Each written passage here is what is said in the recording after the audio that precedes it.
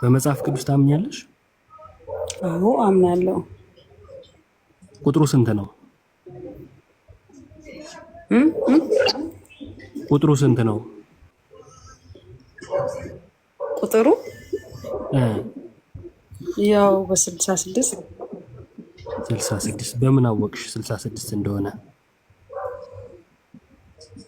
ያው ከምማርበት ነው። የት ነው የምትማሪው? ከቸርች። ኦኬ። ቸርችሽ 66 ነው ብላ ወስና ነው? እኔ አሁን ምንም አይነት ጥያቄ የለኝም። በጣም ነው የምከታተለው ትምህርታችሁ ከምልህ በላይ የየሁላችሁንም ገብቼ ነው የምከታተለው። ግን ምን አለ መሰለህ አውቅ ያለው ገብቶኛል። ምን አይነት እምነት ውስጥ እንዳለው ተረድቻለሁ። ስህተት ላይ እንደቆምኩም አይቻለሁ። ግን የሆነ ማስተካከለው ነገር ያለ ነገር ስላለ ያንን ነገር እንዳስተካክልና እንድመጣ እንደደምረው እኔንም እግዚአብሔር እንዲረዳኝ እንድጸልይ ነው። ልደትን አውቀዋለሁ። ምናልባት እሷም ላያውቀኝ ይችላል። ተገናኝተን እናውቃለን። አዲስ አበባ ነሽ? አይደለሁም፣ ናዝሬት ነው። በጣም ጥሩ ደስ ይለናል። እኛ ምንፈልገው ይሄንን ነው። ሰው መርምሮ አጥንቶ ወደ እውነት እንዲመለስ እውነትን እንዲይዝ ነው የምንፈልገውና በርቺ። ፎሎ አድርጊ እዚህ ያሉ መምህራንን። ልደትም ፎሎ አድርጊ፣ እሱም ይመልስልሻል፣ እኔም ፎሎ መልስልሻለሁ እና እናወራለን። ማንኛውንም ጥያቄ ልጠይቂን ትችያለሽ። እግዚአብሔር በረዳን መልኩ ከቻለን እንመልሳለን፣ ካልሆነ ደግሞ እንወስድሻለን። በምታስተምሩት ነገር ማንንም እንትን ሳልል ተምሬያለሁኝ። ጥሩ ነገር ነው ያስተማራችሁ። ኦርቶዶክስ ነበርሽ? አዎ በፊት። ኦኬ። ተወጣሽ ምን ያህል ጊዜ ሆነሽ? 15 ዓመት ኦልሬዲ 14 15። እኔና አንቺ በአካል እንተዋወቃለን? አዎ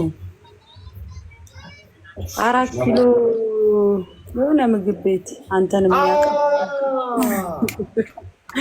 እንደውም ለአንቺ ክርስትና ስትለሽ ነው የምመጣው ብለህ ኧረ እኔ ራሴ ልዩ ስጄ ማስተምር ያን ብለህ እንትን ብያለሁ። ጋዲንም እከታተላለሁ፣ ሁላችሁንም እከታተላለሁ። ባይዘወይና ብዙ ነገሮችን እንዳቅ ረድታችሁኛል። ስሙን መጥቀስ የማልፈልገው እዚህ ያለ ወንድም ያለ ከምንም በላይ ብዙ ነገሮችን እየነገረኝ ያው አስታውሳለሁ። ልደት አዎ። እና እግዚአብሔር እየረዳኝ ነው። ግን በእኔ ምክንያት ብዙ ፋሚሊ የመጡ አሉ በዚህ እምነት ውስጥ። ለእነሱ ብዙ ማስተማር ያለብኝ ነገር አለ፣ መንገር ያለብኝ ነገር አለ። ከዛ አንጻር ያው ጸልዩልኝ ብቻ። እኔ በውስጥ አናግርሻለሁ። ስልክሽን አስቀምጪልኝ። ስለተገናኘን በአካል አስታውሼሻለሁ። አሁንስ ለምን ትዘገያለህ አለ ሐዋርያት ሥራ ምዕራፍ 2 ቁጥር 16 ላይ ስሙን እየጠራ ተጠመቅ ከኃጢአትህም ታጠብ ሲለው እንመለከታለን ሐዋርያው ቅዱስ ጳውሎስ። እና ወደ ቤትሽ ለመመለስ አትዘግይ፣ ወደ ክርስቶስ ኢየሱስ ኅብረት ድጋሚ ለመግባት አትዘግይ። ስልክሽን አስቀምጪልኝ፣ እደውልልሻለሁ። እዚህ አዲስ አበባ እዛው አዳማ ተጠመቂያለሽ። ግን አዳማ የትም ተጠመቂ፣ እኔ ግን እገኛለሁ። እሺ፣ ደስ ይለኛል። እሺ፣ አመሰግናለሁ። ሁላችሁም በርቺልን ቤት። እግዚአብሔር ይስጥልኝ። ሰላም ተባረኪ። እግዚአብሔር ከአንቺ ጋር ይሁን። አሜን። እሺ።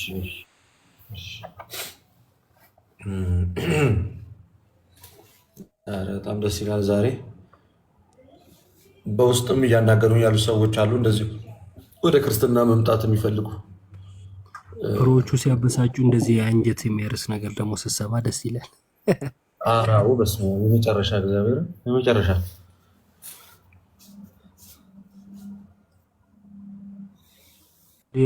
አናግረው እስኪ ቀይ መምህር ኤፍሬም ድል እንስጣቸው። አሁን ከይቅርታ ጋር መምህር ኤፍሬም ይዋዴ ቀይ መምህራን በማዕከላችን ስላሉ ግድ የለም እኛም አንታዘብ በሉ ዝም ብላችሁ ግድ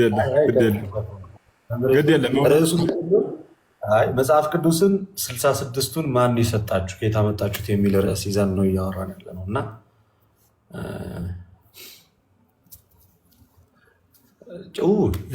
ሀሳባቸውንም እንዲናገሩ ትንሽ መሳቀቅ ነገር እንዳይኖር እናንተ ጋር ይወያዩ፣ እንታዘባለን። አስፈላጊ በሚሆንበት ጊዜ ሀሳብ እንሰጣለን። ሀሳቡ ግልጽ ነው። መጽሐፍ ቅዱስ በፕሮቴስታንቱ ዓለም 66 ወይም 66 መጽሐፍ ነው የሚል 8ቱን የሥርዓት መጻሕፍት ሌሎቹንም መጻሕፍት አውጦ ገንጥሎ የማመን ስሜት አለ። ብሉይ ኪዳን ውስጥ ያሉትን በሐዲስ ኪዳን ያሉትን 8ቱን መጻሕፍት እንዲህ የማውጣት የመቁረጥ አይነት ስሜቶች ብቻ ሳይሆኑ ድርጊቶች ናቸው የሚታዩት እና አንዳንዶቹ በሐሳባቸው ለግላቸው ይጠቅሷቸዋል። ስለዚህ ከየት የመጣ ነው? የነገራችሁ ማን ነው? የኢትዮጵያ ኦርቶዶክስ ተዋሕዶ ቤተክርስቲያን ኖራ መጻሕፍት መጡ ብላ አታምንም።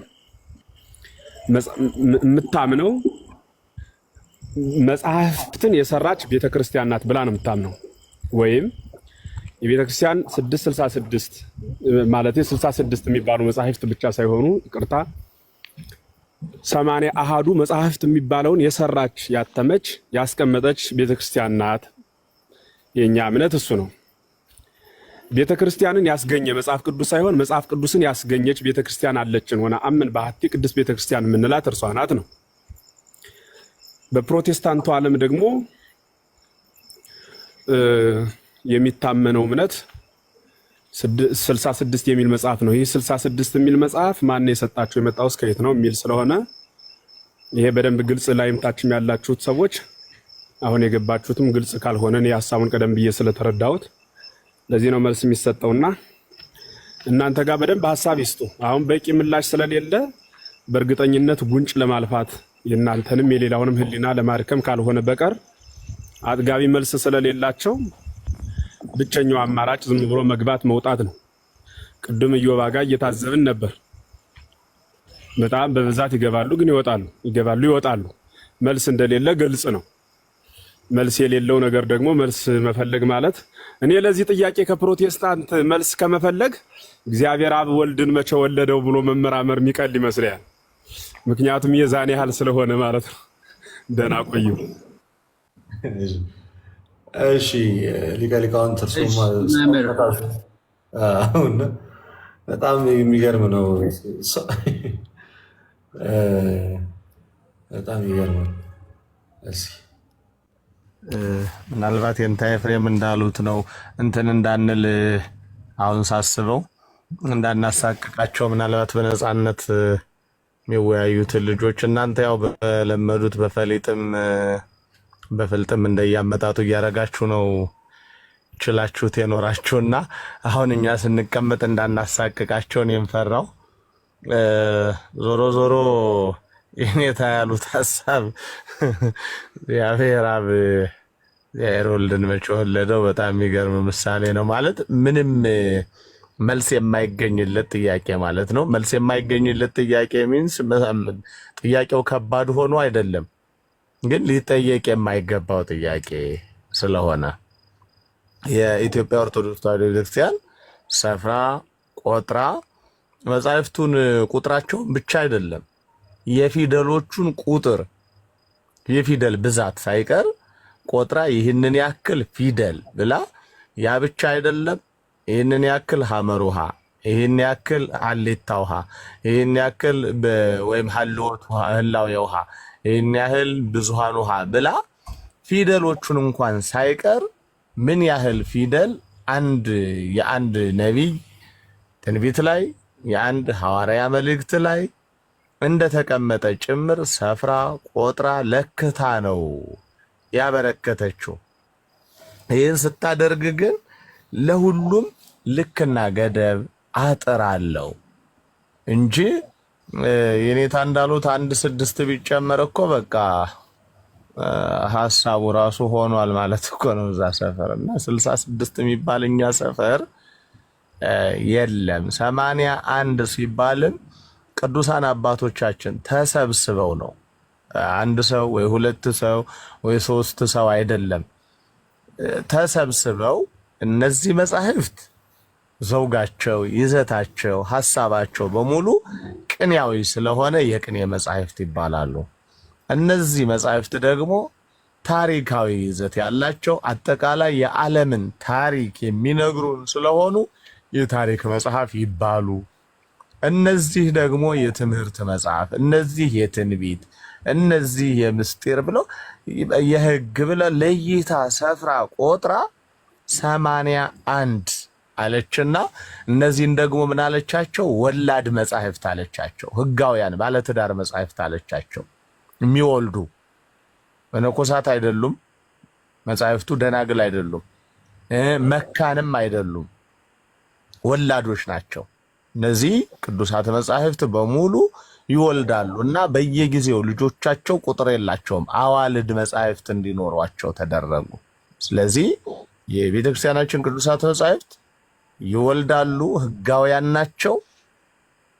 ሲወልዱ ግን ራሳቸውን አስመስለው በራሳቸው ልክ ነው የሚወልዱት። የራሳቸውን መልክ ይዞ የሚመጣ መጽሐፍ ነው። ምናልባትም እንበልና የአንዱን ከወንጌል ክፍል ኤግዛምፕል ዝም ብለን እናንሳ። አንተም ውእቱ ለዓለም ብርሃኑ ብሎ ባለቤቱ እግዚእነ ኢየሱስ ክርስቶስ የዓለም ብርሃን ቅዱሳን እንደሆኑ ተናገረ። መጀመሪያ ራሱ ብርሃን ነው። ከዚያ ከእርሱ የነሱት ከእርሱ የተሰጣቸው ቅዱሳን እያንዳንዳቸው ለዓለም እንዲያበሩ ተፈቀደ። ያንን ብርሃናቸውን በዓለም ላይ እንዲያበሩ በታዘዙ ጊዜ ያበሩት ብርሃናቸው ለዓለም በርቶ ከሰው አልፎ ለእንስሳት ለአራዊት ጭምር ተርፎ ዛሬ ምንድነው ቀኑ? ለምሳሌ 6 ብለን እናንሳ። ዛሬ 6 ነው። ቅድስት አርሴማን ብናይ ለዓለም የማብራት እድሏን ተጠቅማ የዓለም ብርሃን የመሆን እድሏን ተጠቅማ በዓለም ሁሉ ያበራች በአላውያን በነገስታቱ ፊት ያን ብርሃን አብርታ እሷ ሰማዕት ሆና ሌሎቹ ወደዚህ የሰማዕትነት ሕይወት እንዲመጡ አድርጋለች። ይህ የሕይወት ውጣ ውረድ ምን ይባላል? ገድል ይባላል። በሌላ መልክ ምን ማለት ነው? የተወለደ መጻሕፍት የወለዱት እነዚህ 10 አበይት የሚባሉት ትልልቆቹ መጻሕፍት የወለዱት ልጅ ነው ማለት ነው። እና ገድል ማለት በሌላ መንገድ ስራ ማለት ነው። ወይም ደግሞ ምንድነው? ቅዱስ መጽሐፍ ዘር ነው። እነዚህ አዋልዱ ደግሞ ታጭደው ወደ ጎተራ የሚገቡ ምርቶች ናቸው። እና ምናልባትም እንደው ክርስቶስ ብቻ የተናገራቸው ወንጌል ራሱ እሱ ብቻ የተናገራቸው ሌላው በሙሉ ሐዋርያት የጨመሩት ከሰዎች ጋር የነበረ ኮንቨርሴሽን አለ። ልትድን ትወዳለህ ሲል ከዛው ይሄ ሁሉ አያስፈልግም በሚል ለቅመው አውጥተው እኮ እንደገና በስንት ጩኸት መልሶ እርስ በርስ ባለመግባባት ነው አይደለ ወንጌል ባለበት እንዲቀጥል የሆነው። ስለዚህ አንዱ አእምሮውን አሞት ባደረ ቁጥር የሚያየውን የቅዠት ውጤት ሁሉ ሕግ እያደረገ የሚከተልን አካል ምናልባትም ባለመጽሐፍ ነው ብሎ መቀበሉ አድካሚ ነው። በእርግጥ እየተቀበሉ ደግሞ እንዲህ ይበራላቸው ያዩ ዘንድ በር መክፈት መታደል ነው። አሁን እንግዲህ እህታችንን ሰምታችኋል።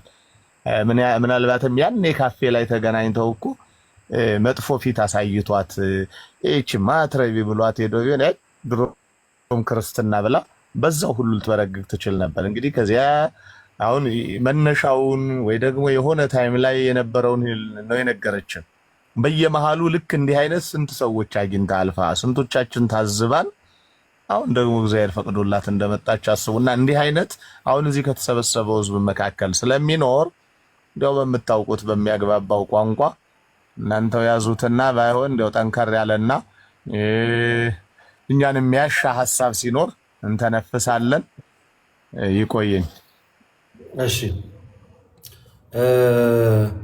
ቃለ ሕይወት ያሰማልን መምህር፣ ቃለ ሕይወት ያሰማልን። እግዚአብሔር አምላክ በእድሜ ጤና ያቆይልን። መምህራኖቻችን፣ ሊቃውንተ ቤተክርስቲያን አባቶቻችን እግዚአብሔር ይስጥልን። ፕሮቴስታንት የሚባል ግን የለም። ምን ላድርግሽ? ከየት ላምጣቸው? የሉም። መምህር ዳዊት ያቆን ዳዊት የሉም። ከየት እናምጣቸው? ምን ይሻላል? ቀደም ማን ነበረ? ዮባ መሰለኝ ወደ ገር ልንግባ ወይ እያለ መጽሐፍ ቅዱስን እኮ ያው እስከዛሬ ድረስ ያልነው ብዙም አያውቁትምና ለዛ ነው ወደ ውጭ እየወጡ የተቸገሩት። በጣም ተሰቃየን፣ አጣናችሁ። ቅድም ገብታ አውሪ ስትባል ረጅም ሰዓት ዝም እያለች 10 ጊዜ ስትገባ ስትወጣ ነበርና መምህር ሲናገሩ ታች ሙድ ለመያዝ ትሞክራለች፣ እውቀት እንዳለው ሰው ማለት ነው። ከዛ ነይ አውሪ ትባላለች ስለ እምነቷ። ዲቤት ተቀበሉ። ለምን? ለራሷ የራሷን እምነት ስለማታቅ የሆኑ ሰዎች ላይ ስለተንጠለጠለች በቃ ስለነዛ ሰዎች ነው የምትሰብከው። እኛ ክርስቶስን እንሰብካለች፣ እሷ ደግሞ የምትሰብካለች ሰዎችን ማለት ነው። እና እንደዚህ የሆነ ሰው ተከታይ ለትምህርታችሁ ደንታ የሌላችሁ እምነታችሁን የማታውቁ አትሁኑ፣ ባካችሁ አትሁኑ። አሁን ለምሳሌ አህያም እንደተጫነች አታውቅም፣ ግን የተጫነችውን ታደርሳለች።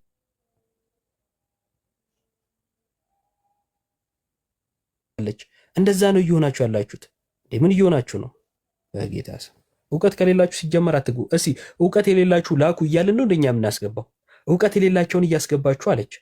ስለዚህ ልካን የገባችሁ ሰው እውቀት የላትም ማለት ነው። እና የራስሽን ባትነግሪን ስለ ሰው ደግሞ ስለማታቂ ተረጋጊ። ለማንኛውም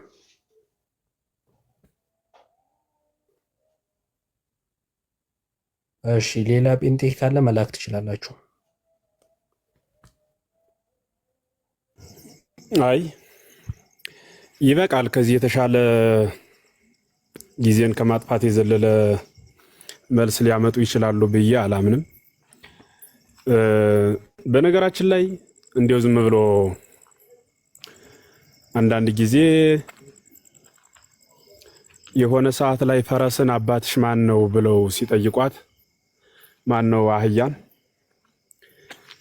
ይቅርታ በቅሎ መሰለች ተጠያቂዋ እና ፈረስ አጎቴ ነው የሚል ግብረ መልስ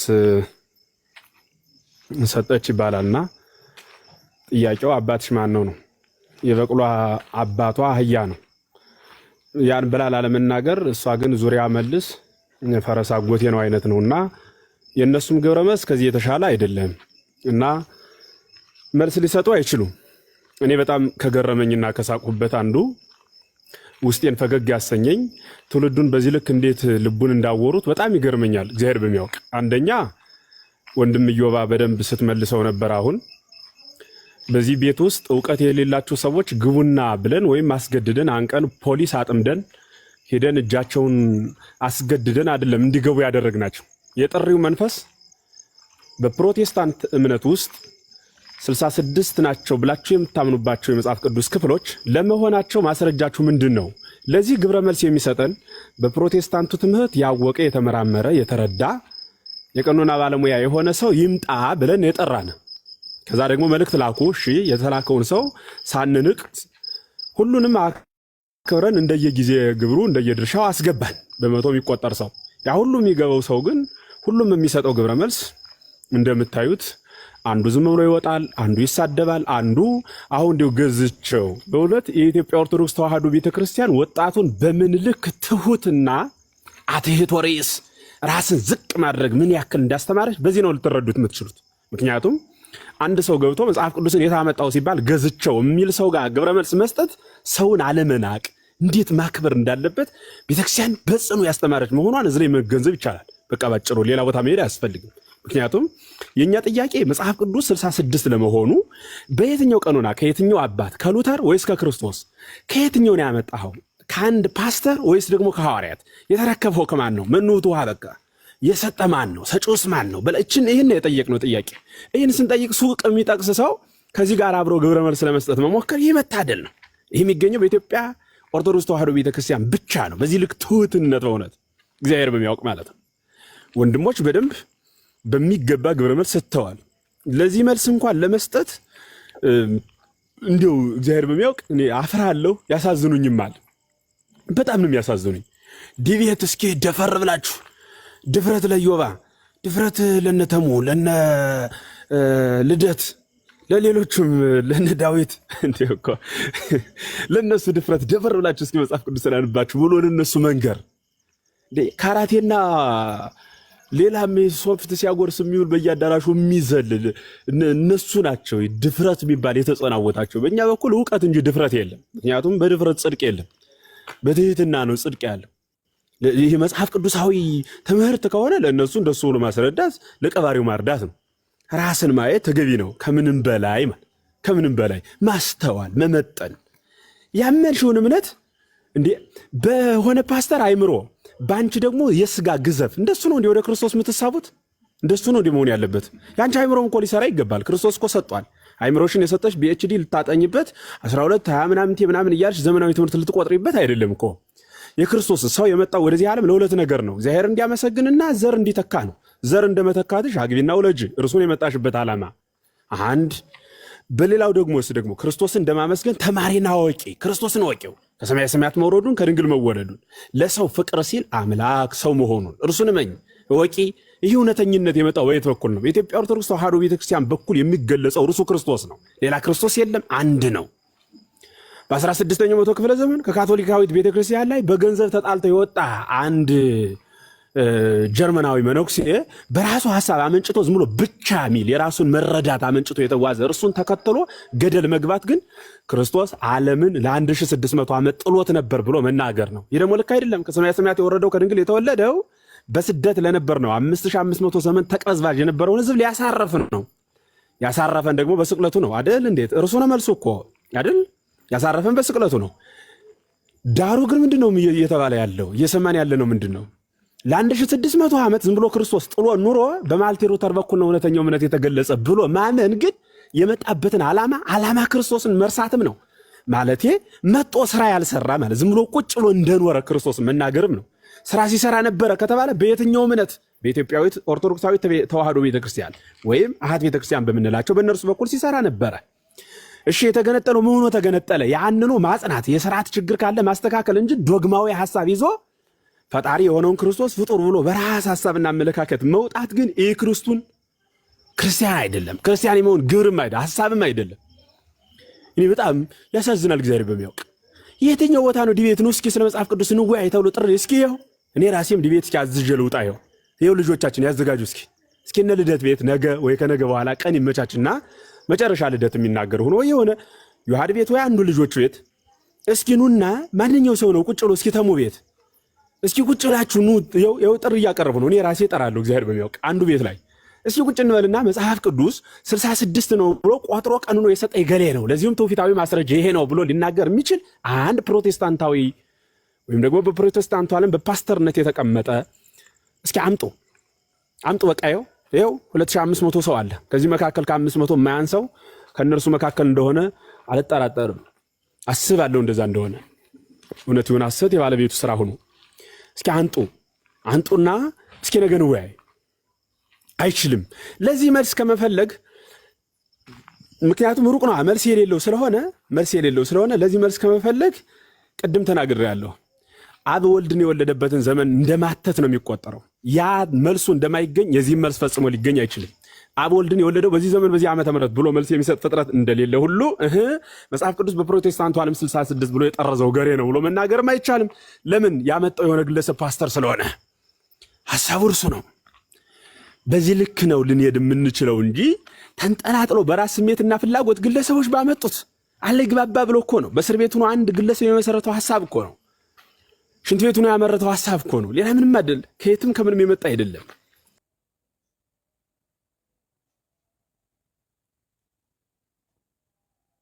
እንዳጣችሁ ነገር ይሄ በእውነት በጣም ግራ ነው። ትናንት መጣችሁ እናንተ ልትመልሱልን እየመጣችሁ 16ኛው መቶ ክፍለ ዘመን 400 ዓመት ሳይሞላችሁ እኛ እኮ የተረከብነው ከክርስቶስ ነው። ለዛውም 2000 ዓመት ዘመን የተቆጠረችዋ ቤተክርስቲያን ያስቆጠረችዋ በዛ መስመር ነው ልንሄድ የምንችለውና እንዲሁ ትንሽ ዝም ብሎ አግርሞት ፈጥሮብኝ ነው ወደዚህ ሐሳብ ልገባ የተገደድኩት። ሰላም ክርስቶስ ሁላችን ይጠብቅ። በዚህ በሚዲያው በኩል እግዚአብሔር በሚያውቅ በሊቃውንት ጉባኤ በጉባኤ ኒቅያ በደንብ ከተወያየንበት አንዱ በኋላም በጸሎት ሊቀ ሊቃውንት የኔታ የሚጨምሩበት ሆኖ በዚህ በሚዲያው በመራኑ በዚህ የተገኘን ሐሳብ መስጠት እንዳለብን የተወያየንበት ከምንዘጋ ብለን ነው የገባንና ልጆቻችን ለዚህ ለፕሮቴስታንቱ ዓለም መልስ ያጣሉ ብለን አይደለም። እንዲሁም ትትናቸውን ነው የምናደንቅ እግዚአብሔር በሚያውቅ ከማንም ከምኑም ጋር አብረው ሲጮሁ መዋላቸው ማለት ነው። በእርግጥ ወንጌላዊ ግብሩ እንደዛ ነው።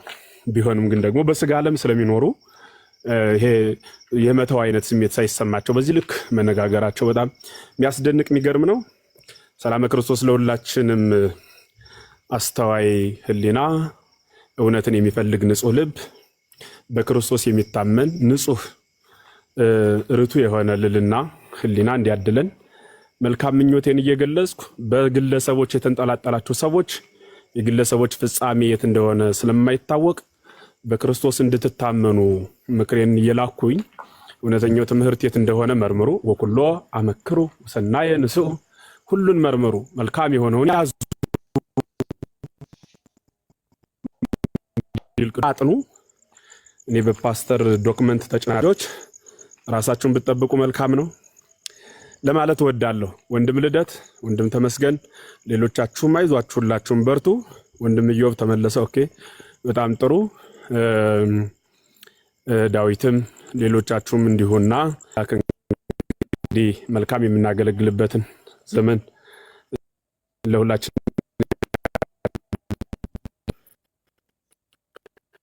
ጠይቀን ሰው ይበለን።